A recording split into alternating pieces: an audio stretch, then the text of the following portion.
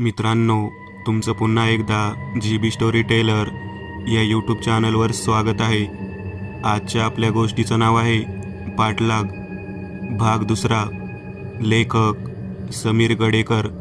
पण गोष्ट सुरू करण्याआधी, पण जर कोणी या कथेचा या अगोदरचा भाग पाहिला नसेल तर तो भाग पाहूनच हा भाग पाहण्यास सुरुवात करावी, ही विनंती. चला तर मग अजिबात वेळ न घालवता गोष्टीला सुरुवात करूया.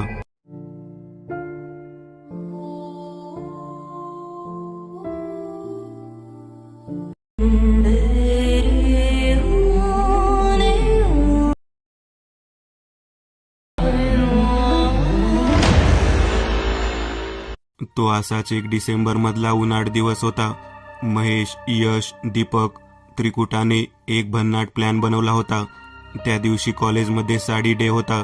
रंगीबिरंगी साड्यांमध्ये आपल्या सुंदर मोहक रूपाचा खजिना मुलांवर उधळणाऱ्या मुलींच्या घोळक्याने कॉलेजला इंद्र दरबाराचं स्वरूप प्राप्त करून दिलं होतं.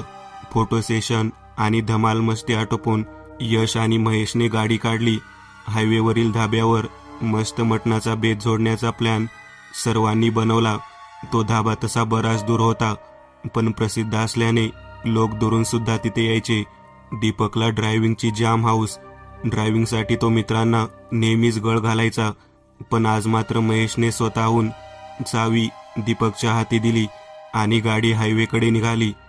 कानात हेडफोन घालून मोठ्या आवाजात गाणी ऐकत गाडी चालवण्याचा दीपकला भारी शौक. आजही तो रॉक म्युझिकचा आनंद घेत गाडी चालवत होता. इतक्यात रस्त्याच्या कडेला एक पिवळी साडी घातलेली मुलगी हात दाखवत उभी होती. तिने संपूर्ण चेहऱ्यावर ओढणी बांधली होती. अगदी कपाळापासून ते नाकावरून पदर घेऊन बांधलेल्या चेहऱ्यावर फक्त तिचे डोळे दिसत होते. हल्लीच्या मुली मुलांसोबत फिरताना ओळख लपवण्यासाठी बांधतात, तसा प्रकार. दीपकने गाडी थांबवली. ती मुलगी सरळ मागे जाऊन यश आणि महेशच्या सोबत येऊन बसली. त्यांच्या बोलण्यावरून ती या दोघांची दुसऱ्या कॉलेजमध्ये शिकणारी मैत्रीण आहे आणि आपल्याबरोबर पार्टीला येत आहे हे दीपकला कळले. त्याने जास्त इंटरेस्ट न घेता गाडी सुरू केली आणि आपल्या संगीताच्या जगात पुन्हा रममान झाला. अर्धा तास जाताच दीपकच्या पाठीवर हात मारून थांबण्याचा इशारा महेशने केला. दीपकने गाडी थांबवली आणि वेळ बघायला मोबाईल हातात घेतला. तितक्यात यश बाजूला येऊन दीपकला बाहेर बोलावत होता. काय झालं? दीपकने विचारले. लघवीला जायचंय, चल लवकर. दीपक दार उघडून बाहेर आला आणि लगेच यशने त्याच्या गळ्यात हात घालून त्याला रस्त्याच्या बाजूला असलेल्या झाडीतून बराच आत घेऊन गेला. लघवी झाल्यानंतर यशने मोबाईल काढून कॉलेजमधील मुलींचे साडीमधील काही फोटो दीपकला दाखवायला सुरुवात केली. थोडा वेळ तरी ते टाइमपास करत बसले. 15-20 मिनिटे घालवल्यानंतर दोघे परतले तेव्हा गाडीला टेकून महेश उभा होता. अरे, ती तुमची मैत्रीण कुठे गेली? दीपकने विचारले. अरे, जीव मळकत होता तिचा गाडीत. नको बोलत होती पुढे यायला. मग तिला फाट्यापर्यंत सोडून तिथून रिक्षा पकडून देऊन तिला घरी पाठवली. चायला काय आजकालच्या मुली, दीपक बडबडला. तिघेही गाडीत बसून पुढे निघून गेले. तिकडे मस्तपैकी खाऊन पिऊन तिघांनी दिवस मजेत घालवला. बस एवढंच आठवत होतं दीपकला. शरीर बांध्यावरून तरी आपल्याला दिसत असलेली पिवळ्या साडीतील मुलगी त्या दिवशी गाडीत येऊन बसलेल्या मुलीशी मिळती जुळती आहे हे दीपकला हिरले, पण स्पष्ट सांगता येणार नाही, कारण तिने चेहरा झाकला होता. आणि तसं असेलही तरी ती का आपल्या मागे लागली असावी? दोघांचा अकस्मात मृत्यू का झाला? दीपकच्या डोक्यावर प्रश्नांचा मारा सुरू झाला. पण दोघांच्या झालेल्या मृत्यूनंतर त्याच्यात असुरक्षिततेची भावना वाढीस लागली. कुठेतरी काळ आपल्यावर धडक मारायला टपलाय ही शंका त्याला चाटत होती. लवकरच काहीतरी भूमिका घ्यावी लागणार, नाहीतर आपलंही असाच अंत होणार या भीतीने त्याला घेरलं. तो बेडवर उठून मांडी घालून बसला आणि विचार करायला लागला. तसंही या अमानवीय पाठलागामुळे आपण सध्या मेल्यातच जमा आहोत. त्यामुळे घाबरून पळ काढण्यापेक्षा आणि प्रसंग टाळण्यापेक्षा या संकटाचा सामना करण्यातच अर्थ आहे हे त्याला कळून चुकले. आपण गावी जरी गेलो तरी काय भरोसा की ती तिकडे येणार नाही. अखेर मनात काहीतरी एक निश्चय करून तो सोमवार उजडायची वाट पाहायला लागला. सोमवारी ऑफिसमध्ये काम करत असलेला दीपक कमालीचा निश्चिंत वाटत होता. कुठलाही असुरक्षित भाव त्याच्या चेहऱ्यावर नव्हता. कामाचा वेगही त्याने वाढवला होता. पाहता पाहता 8 वाजले. सर्व जबाबदाऱ्या पार पाडून ऑफिसला रामराम ठोकून त्याचे पाय बस थांब्याकडे वळले. त्या पावलांमध्ये आज वजन होतं, प्रचंड आत्मविश्वास होता. तो थांब्यावर पोहोचला तेव्हा सुनसान रस्त्यावर स्तब्ध शांतता पसरली होती. ज्या गोष्टीपासून कालपर्यंत तो पळ काढत होता, त्याच गोष्टीची आज तो आतुरतेने वाट पाहत होता. थोडा वेळ मोबाईलमध्ये घालून त्याने अखेर आपली नजर बस थांब्यावर वळवली आणि अपेक्षित परिणाम साधला. पिवळ्या साडीवाली मुलगी तिथे हजर झाली होती. सावकाश पावलं टाकत दीपक तिकडे वळला. त्याच्या मनातील भीती आज जणू मरून गेली होती.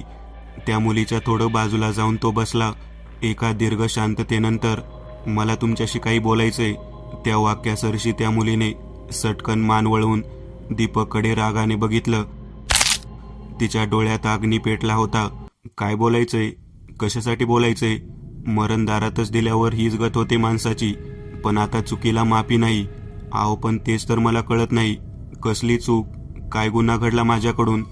का माझा पाठलाग चाललाय? एवढेही भोळे बनू नका. अहो, माझे दोन्ही मित्र यश, महेश यांचा मृत्यू झाला. मृत्यूनंतर त्यांचे माझ्याशी भेटणे, बोलणे आणि तुमच्याकडून माझा पाठलाग या सर्वांचा काहीतरी संबंध आहे असं मला वाटतं. त्यातूनच मला एक दिवस आठवतोय. हायवेवरील धाब्यावर पार्टीला जात असताना एक मुलगी लिफ्ट मागून गाडीत बसते. त्या तुम्ही तर नाहीत ना? विजेच्या प्रचंड गडगडाटाने ती हसायला लागली. किती भोळा बनतोय ना माणूस. बरोबर ओळखलं, ती मुलगी मीच.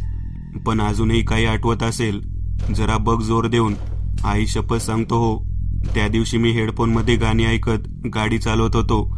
तुम्ही गाडीत चढल्यानंतर काही वेळाने यश मला लघवी करण्याच्या बहाण्याने झाडीत घेऊन गेला. तिकडून परत आल्यानंतर तुम्ही गाडीत नव्हत्या. तो बोलला की तुमचा जीव मळकत होता, म्हणून रिक्षात बसवून त्याने तुम्हाला घरी पाठवून दिले आणि आम्ही पुढे गेलो.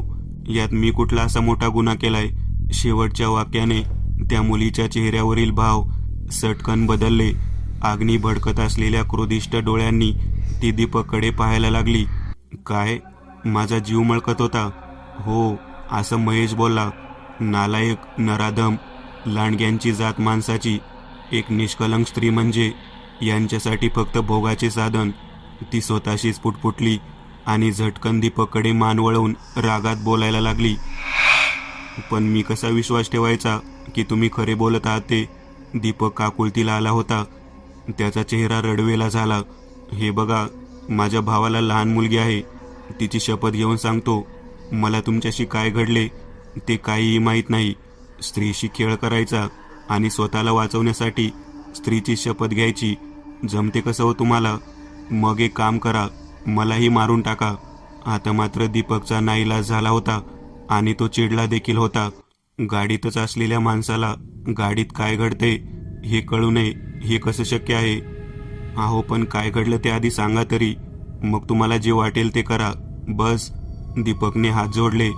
त्या मुलीने दीर्घ श्वास घेतला आणि सुरुवात केली. त्या दिवशी मी गाडीत येऊन बसले. तोंडाला बांधलेली ओढणी काढून ठेवली. एका बाजूला यश तर दुसऱ्या बाजूला महेश बसला होता. थोड्या गप्पा झाल्यानंतर महेशने माझा हात हातात घेतला तर यशने माझ्या कमरेभोवती हात घातला.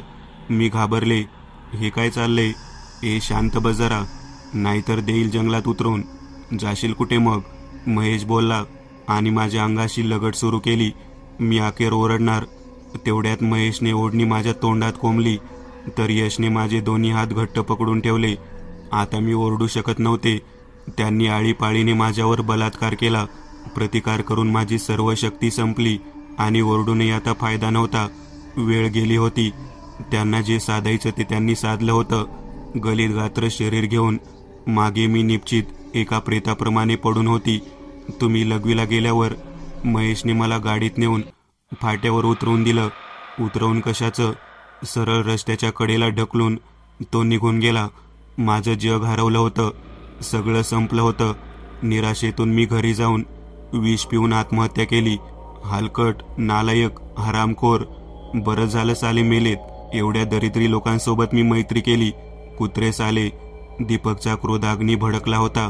त्याच्या त्या रूपाकडे ती मुलगी शांत होऊन पाहत होती. अहो पण तुम्हीच विचार करा, हेडफोनमध्ये गाणी मोठ्या आवाजात ऐकत असताना आणि त्यांनी तुमच्या तोंडात ओढणी कोंबली असताना मला कसं कळणार तुमच्याशी काय घडलं ते? माझा काहीही दोष नाही हो. मी खरं सांगतो, आतापर्यंत झालेल्या संभाषणावरून दीपक निर्दोष आहे हे त्या मुलीस कुठेतरी वाटायला लागलं होतं. हे बघा, तुम्हाला विश्वास बसत नसेल तर नका ठेवू. मी तुमची परिस्थिती समजू शकतो. तुमच्या मागे तुमचा परिवार असेल. कोणाला काही समस्या असेल तर सांगा. त्याच्यासाठी काही करायचं असेल तर सांगा. माझ्याकडे जास्त पैसे नाहीत, पण जमेल तेवढी मदत मी करेन. जवळचा माणूस गेल्यावर घरचे तुटून जातात. मी समजू शकतो. त्यांना मी आधार देईल माझ्या परीने. दीपकच्या हळव्या स्वभावाने ती मुलगी प्रभावित झाली होती.